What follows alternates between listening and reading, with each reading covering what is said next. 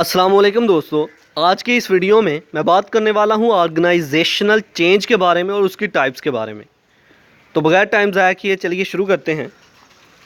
Organisational change, जैसा कि नाम से पता चल रहा है कि ऑर्गेनाइजेशनल चेंज मतलब किसी ऑर्गेनाइजेशन के अंदर कोई चेंजिंग आनी है, कोई तब्दीली आएगी, ऑर्गेनाइजेशन के इन्वायरमेंट के अंदर तब्दीली आएगी, ऑर्गेनाइजेशन के जो वर्कर हैं उसके अंदर तब्दीली आएगी, स्ट्रक्चर जो होगा उसके अंदर तब्दीली आएगी, ऑर्गेनाइजेशन के अंदर जो टेक्नोलॉजी यूज़ हो रही है उसके अंदर तब्दीली आएगी। तो इसका मतलब जो लोग काम कर रहे हैं ऑर्गेनाइजेशन के अंदर उन सब को चेंज किया जाएगा। अगर उनको चेंज नहीं किया जाएगा तो उनके काम को चेंज किया जाएगा, उनके काम करने के तरीके को चेंज किया जाएगा। जो ऑर्गेनाइजेशन का मैप है, जो स्ट्रक्चर है, जो पहले बनाया गया था प्रोसीजर कि इस तरह से काम होगा, उसको चेंज किया जाएगा। क्योंकि चेंज किया जाता है ताकि अपनी प्रोडक्ट्स के अंदर इम्प्रूवमेंट लाई जाए। लोगों की रिक्वायरमेंट्स जो हैं वो बढ़ती जा रही हैं और उनकी रिक्वायरमेंट्स को पूरा करने के लिए ये चेंज लाना ज़रूरी होगा। मार्केट के अंदर अपनी ऑर्गेनाइजेशन के लेवल को इंक्रीज़ करने के लिए ये चेंज लाना होगा। That's why organization structure have to change.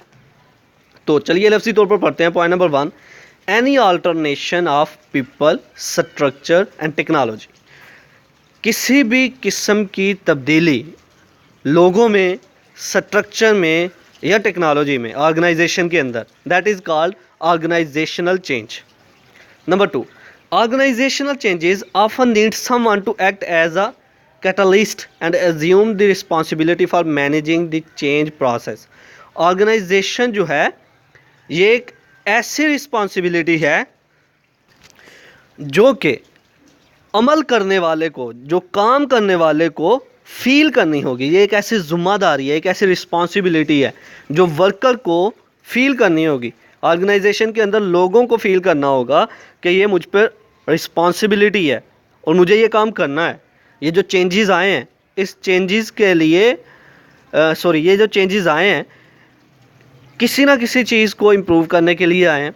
इसीलिए कुछ चेंजेस लाजमी हैं कि प्रोडक्ट की इम्प्रूवमेंट करनी है।